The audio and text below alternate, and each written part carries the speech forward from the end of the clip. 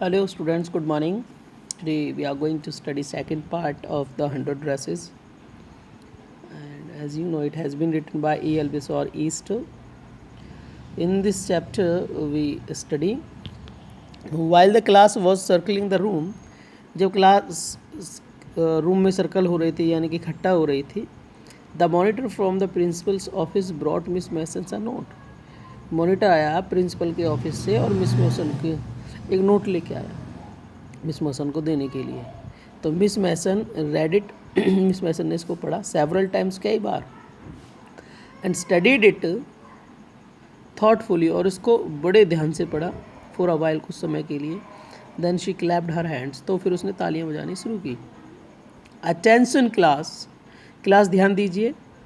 Everyone back to their seat, हर कोई अपनी सीट पे जाके बैठ जाओ। When the shuffling of feet had stopped and the room was still and quiet, Miss Mason said, I have a letter from Wanda's father that I want to read to you. जब बच्चों के पैरों का सफलिंग मतलब पैरों के निशान, पैरों की आवाज़, पैरों के चलने की आवाज़ बंद हो गई और रूम बिल्कुल शांत हो गया, तो मिस मैसन ने कहा कि मेरे हाथ में लेटर है वांडा के फादर का और ये लेटर मैं पढ़ना चाहती हूँ आपके सामने। तो उस टाइम पे मिस मैसन क्या कहती है, मिस मैसन ने बोला, Miss Mason stood there a moment, कुछ समय के लिए वो खड़ी हो गई, and the silence in the room grew tense and expectant. और जो क्लास में जैसे ही मैडम खड़ी हुई तो क्लास में बिल्कुल शांति हो गई। The teacher adjusted her glasses, teacher ने, जो मैडम थी, उससे अपने ग्लासेज एडजस्ट किए स्लोली, धीरे से, एंड डेलिबरेटली, और जानबूझकर, थोड़ी गंभीरता दिखाने के लिए। हर manner indicated that what was coming, उसके मैनर ये इंडिकेट कर रहे थे कि क्या आने वाला था। This letter from Wanda's father, ये लेटर वांडा के फादर से था। Was a matter of great importance, ये बहुत ज़्यादा इम्पॉर्टेंस का था। इंपॉर्टेंस मतलब बहुत ज़्यादा ज़रूरत का था। एवरीबडी लिसन क्लोजली, हर किसी ने बड़े ध्यान से सुना। As Miss Mason read the brief note, जब मिस मैसन ने ब्रीफ नोट पढ़ा, उसमें लिखा हुआ था, dear teacher, my Wanda will not come to your school any more, मेरी वांडा आपके स्कूल में और नहीं आएगी अब। जैक ऑल्सो, जैक भी नहीं आएगा, ये वांडा का ब्रदर था भाई। Now we move away to big city, अब हम बिग सिटी जा रहे हैं। नो मोर होलर पोलक, अब होलर पोलक जैसी कोई चीज़ें नहीं होंगी। देखिए, होलर होता है, होलर पोलक, पोलक होता है गुस्सा शो करना, और होलर होता है चीखना चिल्लाना। कहता है अब चीखना चिल्लाना और गुस्सा वाली कोई बात नहीं होगी। No more ask why funny name, अब कोई ये नहीं पूछेगा कि फ़नी नेम क्यों है। Plenty of funny names in the big city, big city में अगर हम जाते हैं तो वहाँ पे कई सारे फ़नी नेम रहते हैं। Yours truly Jan Petronski, Jan Petronski उसके फादर का नेम था। A deep silence met the reading of this letter, और बड़ी साइलेंस से, बड़ी, सब शांत थे, बड़ी शांति के साथ इस लेटर को पढ़ा जा रहा था और सुना जा रहा था। Miss Mason took off her glasses, Miss Mason ने अपने ग्लासेस को उतारा, चश्मों को उतारा। ब्लू ऑन दैम, उनके ऊपर थोड़ी सी हवा सी दी, फूंक मारी। And wipe them on her soft white handkerchief, और उसने अपनी सफ़ेद वाइट हैंडकरचीफ से इसको साफ़ कर लिया। Then she put them on again, और फिर उसने दोबारा से वो पहन लिया। And look at the glass, और अपने चश्मों की तरफ देखा। When she spoke her voice was very low, जब वो बोली तो उसकी वॉइस बहुत कम थी, यानी कि उसको दुख सा हो रहा था। कहती, I am sure that no one of the boys and girls in room number 13 would purposely and deliberately hurt anyone's feeling because his or her name happen to be a long unfamiliar one.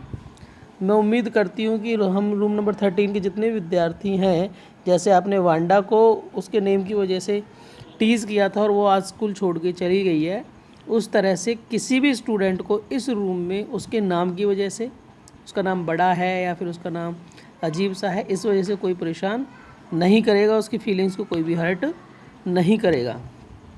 I prefer to think that what was said in thoughtlessness, मैं ये कहना चाहूँगी जो भी तुमने उसके साथ किया या फिर जो भी आपने उससे कहा वो बिना सोच विचारे कर दिया या कह दिया। I know that all of you feel the way I do, मुझे पता है कि जैसा मुझे लग रहा है ऐसा आपको भी लग रहा है।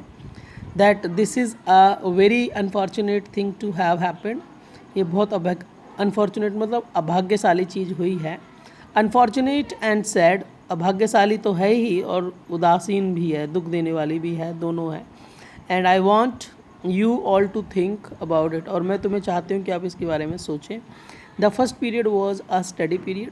देखिए पहला पीरियड स्टडी पीरियड था. Maddie try to prepare her lesson. Maddie अपने लेसन को तैयार करने की कोशिश कर रही थी, but she could not put her mind on her work, लेकिन वो अपना दिमाग पढ़ाई पर नहीं लगा सकी.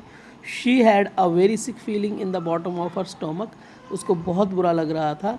True, she had not enjoyed listening to Peg ask Wanda how many dresses, क्योंकि ये बात सच है, उसको ये पसंद ही नहीं था कि जब पैग या वांडा से पूछती थी कि उसके पास कितने ड्रेसेस हैं उसके क्लोजेट में.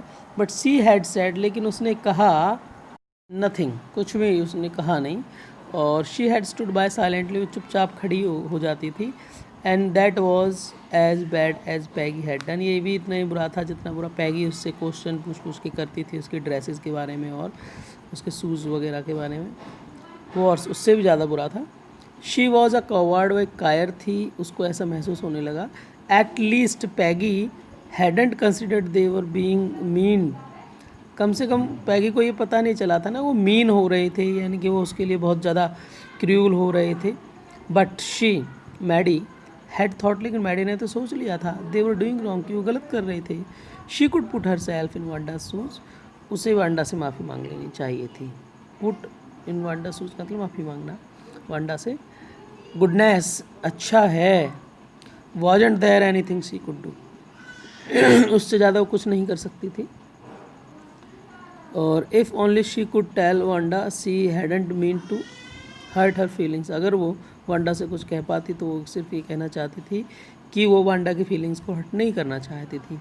She turned around and stole a glance at Peggy, वो घूमी और पैगी को धीरे से उसने देखा. But Peggy did not look up, लेकिन पैगी ने ऊपर नहीं देखा. She seemed to be studying hard, वो ऐसा लग रही थी पैगी बड़े ध्यान से पढ़ रही थी.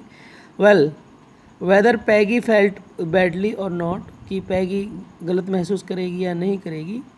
सी वह Maddie had to do something, उसको कुछ ना कुछ तो करना ही था. She had to find Wanda Petronski, उसको वांडा पेट्रोंस्की को ढूंढना था. Maybe she had not yet moved away, हो सकता है कि वो वहाँ से अभी ना गई हो.